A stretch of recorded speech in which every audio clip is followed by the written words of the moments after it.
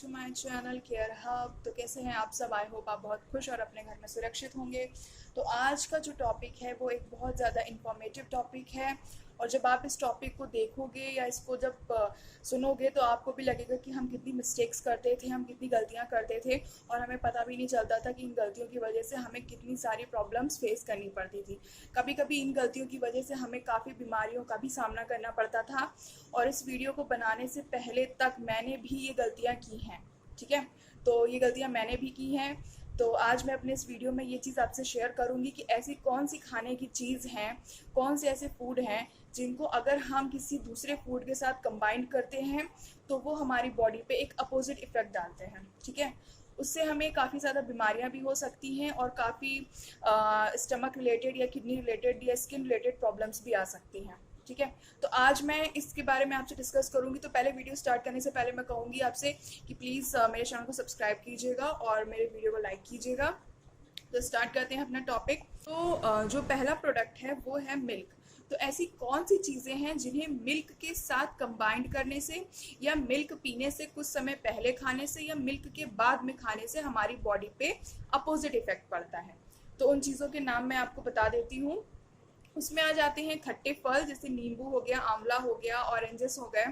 इसके अलावा प्याज, मूली, बैगन, केले, मांस मछली, कटहल, पाइनएप्पल।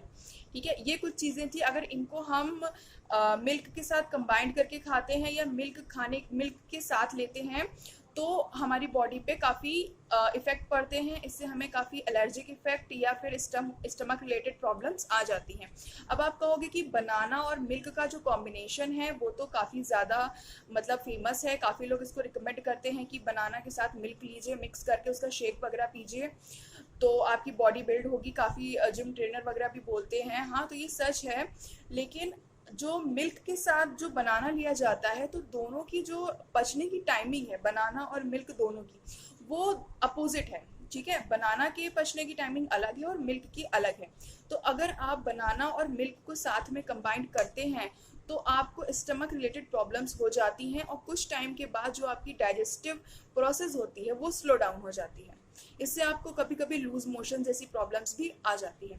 इसके साथ अगर आप दूध के साथ खट्टे फल लेते हो तो आपको स्किन इन्फेक्शन, गैस जैसी प्रॉब्लम्स या आपको पेट की जो प्रॉब्लम्स होती हैं वो हो जाती हैं। अगर आप दूध के साथ कच्चा प्याज खाते हो या ऐसी चीज़ें खाते हो जिसमें कच्चा प्याज पड़ा हुआ है तो आपको एक्जिमा, ये एक स्किन इन्फेक्शन है जिसमें आपकी स्किन पे वाइट कलर के स्पॉट्स आ जाते हैं। इसके अलावा दूसरी स्किन रिलेटेड प्रॉब्लम जिसमें spots, white spots, black spots आपकी स्किन पे देखने के लिए मिलते हैं। ठीक है, तो ये मिल्क हो गया जिसमें आपको कौन सी चीज़ें नहीं कंबाइन करनी थी, ये मैंने आपको बता दिया। सेकंड जो है वो है हमारा दही। दही के साथ हमें क्या चीज़ें नहीं कंबाइन करनी है? दही के साथ हमें उड़द की दाल, टमाटर, मांस मछली, केला, ये सब चीज़ें हमें कंबाइंड नहीं करनी है।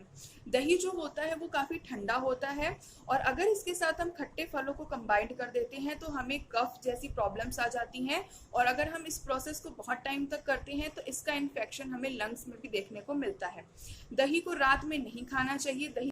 दही को हमेशा दिन के टाइम में ही खाना चाहिए, और बहुत ज़्यादा ठंडा दही नहीं खाना चाहिए। नेक्स्ट है, अगर दही के साथ उड़द की दाल मिक्स की जाती है, जैसे जो आपके दही बड़े वगैरह बनते हैं उसमें उड़द की दाल होती है, तो जिनको हाई ब्लड प्रेशर की प्रॉब्लम रहती है वो दही के साथ उड़द की दाल का कॉम्बिनेशन ना करें।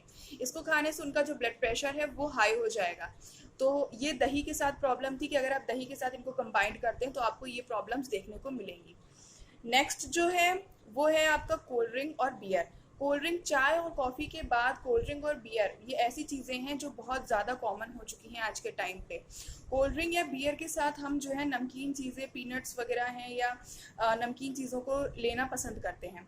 तो जो बियर होती है वो क्या करती है, हमारी बॉडी का जो पानी है उसको सुखाने का काम करती है।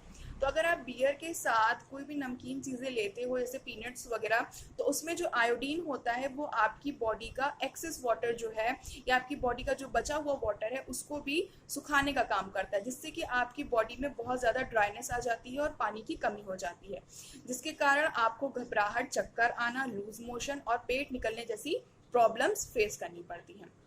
इसके बाद बात करते हैं नेक्स्ट, शहद। शहद भी जो है एक एनिमल प्रोडक्ट है, दूध भी जो मैंने बताया वो भी एक एनिमल प्रोडक्ट है। तो एनिमल जो प्रोडक्ट्स होते हैं उनके साथ बहुत कम ही चीज़ें ऐसी होती हैं जिनका कॉम्बिनेशन बन पाता है। तो शहद के साथ अगर हम कभी भी घी को अगर हम शहद के साथ मिला देते हैं तो ये जो है वो एक पॉइजन का काम करने लगता है, ठीक है। दही के साथ शहद के साथ कभी भी घी को कंबाइन नहीं करना होता। अगर आप शहद को गर्म कर दोगे तो भी वो आपको अपोजिट इफेक्ट देता है। इसके अलावा दही के साथ शहद के साथ कभी भी मूली, अंगूर, इन सब चीज़ों का सेवन नहीं करना चाहिए। जो नेक्स्ट है वो है हमारा मांस मछली।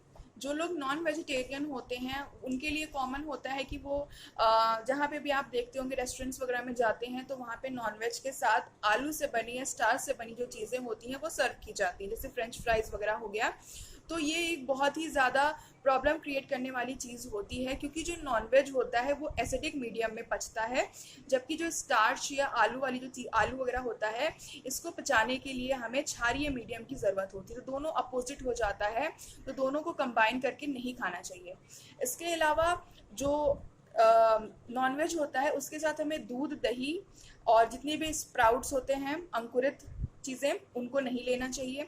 इसके अलावा हमें जो नॉनवेज होता है उसको कभी भी तिल के तेल में नहीं पकाना चाहिए। अगर हम नॉनवेज को तिल के तेल में पका देते हैं तो वो हमारे लिए अपोजिट इफेक्ट देता है। इसके अलावा जो नेक्स्ट है, घी को कभी भी तांबे के बर्तन में नहीं निकालना चाहिए। अगर घी को तांबे के बर्तन में आप निकालते हो तो वो तांबे के साथ रिएक्शन कर लेता है और जब हम उसे यूज़ करते हैं तो वो हमें अपोजिट इफेक्ट या गलत इफेक्ट हमारी बॉडी में देता है। तो ये कुछ चीज़ें थी जो मैंने आपको बताई। इसके अलावा एक और है सैलेड में, जो कि बहुत कॉमन है और इसको पढ़ के या इसको देख के हम भी थोड़े से शॉक हो गए थे। तो इसको हम आपके सामने रखेंगे। टमाटर और खीरे का कॉम्बिनेशन नहीं करना चाहिए। जी हाँ, शॉक हुए होगे आप भी, मुझे पता है।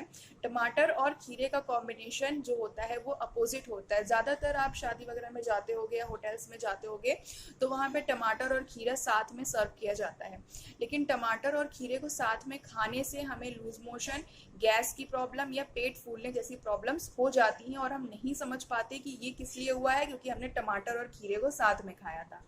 ठीक है। सेकेंड जो सैलेड है वो है गाजर। जो लोग गाजर खाते हैं, गाजर में नींबू का रस नहीं निचोड़ना चाहिए। अगर आप गाजर में नींबू का रस निचोड़ लेते हैं तो उससे आपको यूरिन ट्रैक्ट जो आपका है उसमें इन्फेक्शन जैसी प्रॉब्लम्स हो जाती हैं। तो ये कुछ चीज़ें थी जो मैंने आपको बताई हैं। अगर आपको कोई भी डाउट हो इनसे रिलेटेड तो प्लीज़ मुझसे कमेंट सेक्शन में क्लियर कीजिए, और अगर आप कोई भी अपने सजेशंस देना चाहते हैं तो मुझे बताइए कमेंट सेक्शन में, या किसी और टॉपिक से रिलेटेड अगर आपको वीडियो चाहिए तो उसके लिए भी मुझे बताइए। मेरा नेक्स्ट जो वीडियो है वो जल्दी आएगा। तब तक के लिए बाय बाय, टेक केयर।